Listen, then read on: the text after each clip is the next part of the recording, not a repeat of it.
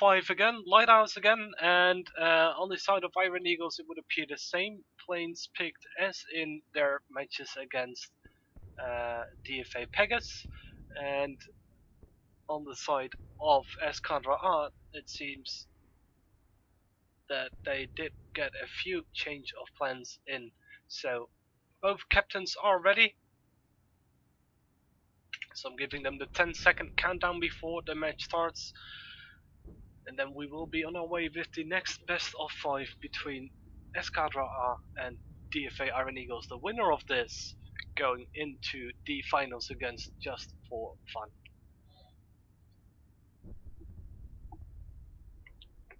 Match starting.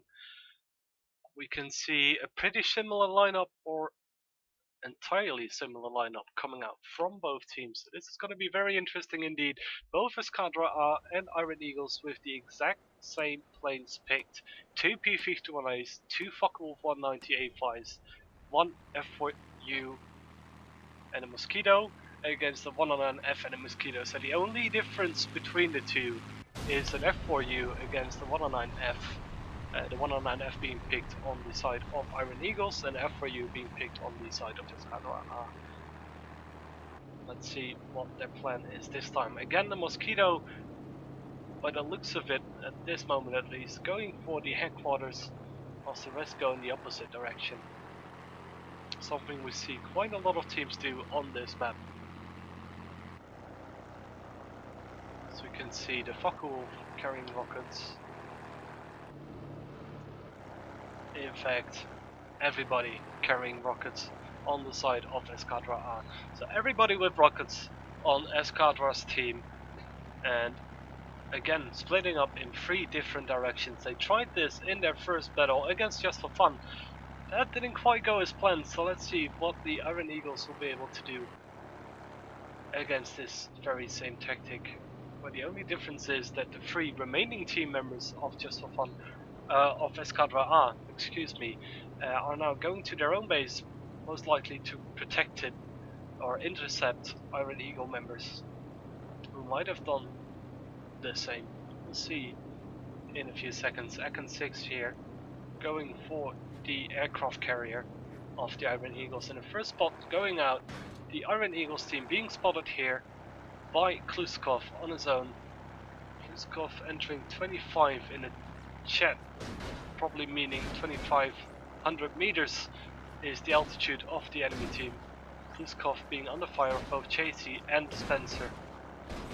Whilst Aircry keeps on climbing and just leaves Kluskov to Spencer and Chasey to deal with.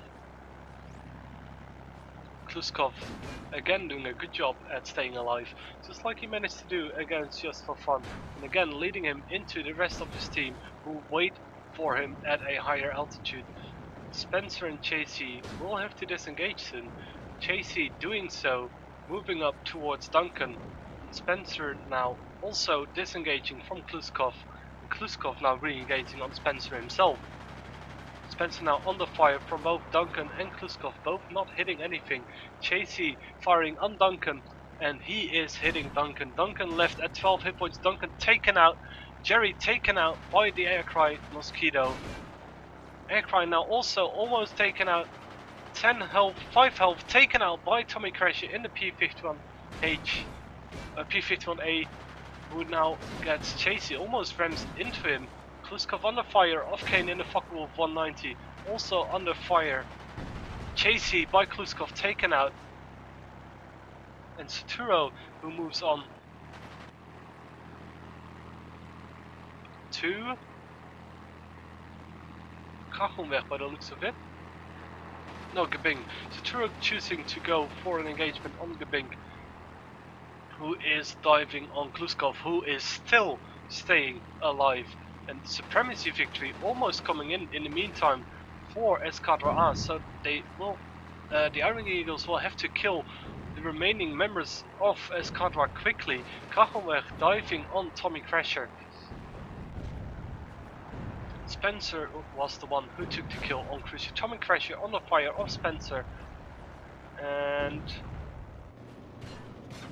Akan in the meantime is just taking out targets one by one. Aircry, the Mosquito of Iron Eagles has been taken out, so Iron Eagles are gonna have trouble to get some supremacy points if necessary.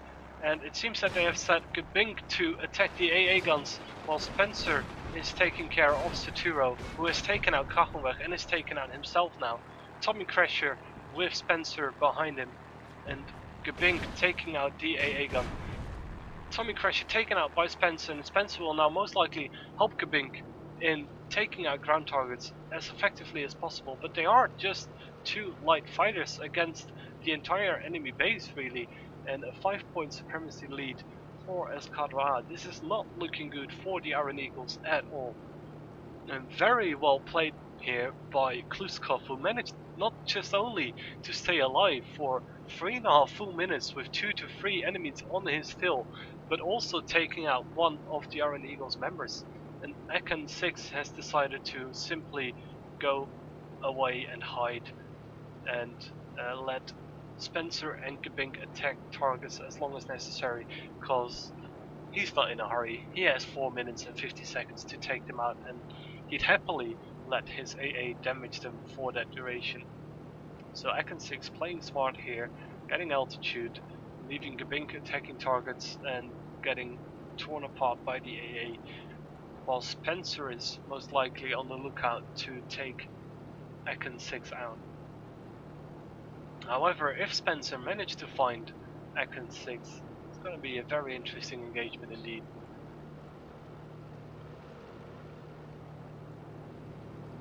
Eken 6 here, just like Aircry, 3 kill marks, 2 bomb marks on the Mosquito, so between 50 and 200 kills, and between 20 and 50 ground targets destroyed in normal battles in this aircraft.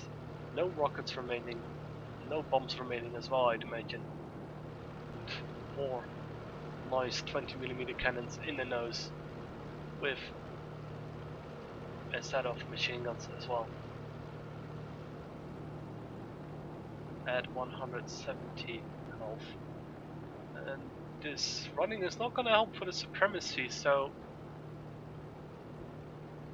what is he gonna do? For now he seems to be staying up high, not choosing to engage and finish by now probably very low health Gebink, because he's battling all the AA fire for all that time. Possibly going for a draw in this battle by letting the time run out. By the looks of it, he is headed towards Gebink's position now. But the question is Spencer there to back Gebink up? Or is he somewhere else on the map looking out for Eken? Eken definitely now going into the direction where Gebink is attacking the ground targets. And he's doing so quite effectively in the Fucker Wolf 190, I might add. That has very likely has to do with a change in gameplay elements in this recent patch 1.2, which came out last Thursday, which makes it easier for light fighters and heavy fighters to deal damage to ground targets. And that possibly might be a big factor in the fact that the Iron Eagles haven't lost on supremacy yet. Eken 6 now on the position where Gebink was last spotted attacking ground targets. No spot going out yet, so it would appear Spencer is not in the vicinity.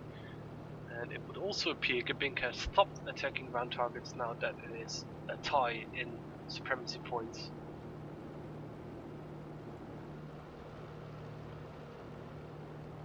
So 2 minutes left on the clock for either of the 3 remaining players to do something, whilst Saturo, the team captain of Eskadra, instructs Eken to destroy a ground target, but a spot coming out, Spencer being spotted at 71 health by Eken 6. Eken 6 hitting a few bullets onto him, Spencer only at 62 health, making a loop, and Eken 6 chooses to engage. And I feel like that has been a mistake by Eken, and Spencer is on his tail. The Mosquito does not have a tail gunner, and Spencer managed to take him out quickly with the victory, unlikely going for the Iron Eagles. And it's a 1-0 lead for the Iron Eagles in this tactical matchup, you might want to say.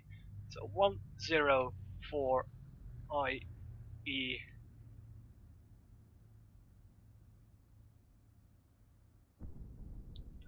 and Eskadra losing the first match.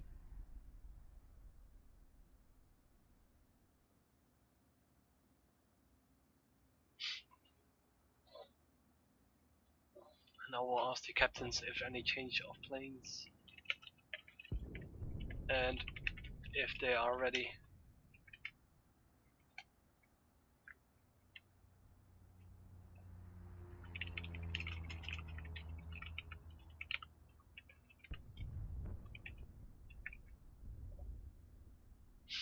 And there's no change of planes coming out from Saturo unless Iron Eagles do. And very likely the same on the Iron Eagle side. I mean, why change the winning team?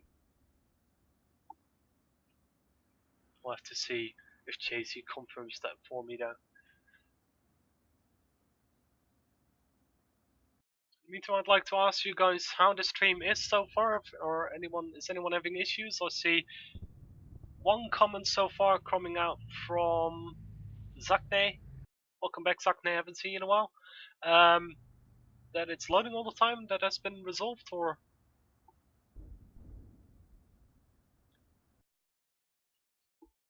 are there still some issues going on? I hope this stream is running smoothly for you guys, because in the Dogefighter one we did have quite a few issues with the stream sadly, and my internet connection disconnecting a couple of times. That was not so nice. Thankfully, so far so good in the second edition though.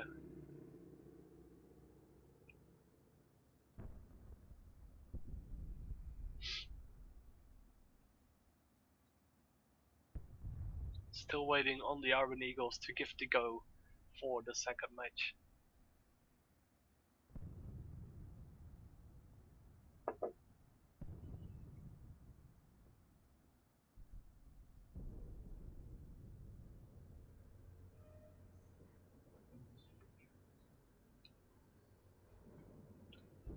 And then we have a reply, we are ready, then we will be going on to the next battle in 10 seconds.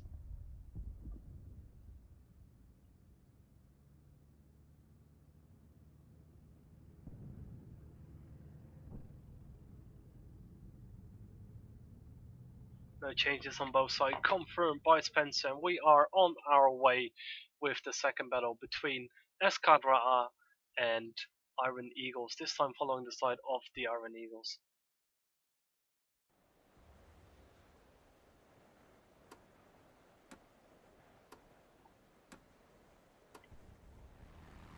Again, the Rogers coming out from the guys who spawned on the outer side of the map, so the rest of the team knows who they are and where they are. As I make a quick change to the stream, yes, okay. We can see JC without rockets, Kane with rockets, Aircry with rockets, Gabink with rockets, Spencer without rockets, and Kachelweg can't carry rockets. So again, the P-51A is stripped of rockets to be as quick and maneuverable as possible. Focke-Wulfs with rockets mainly for air-to-air purposes, and the Mosquito with rockets and bombs, I assume, for ground attack purposes. The Iron Eagles staying fairly close together when compared to Eskadra in the first match, with Gabink on the backside in the Focke-Wulf 190 and googly eyes, nose paint. So as we could see in the first match this evening, Iron Eagles against the Pegas, these are very experienced players. They've been playing some of them since the alpha test started, and most of them since the early start of the closed beta test of World 4 planes.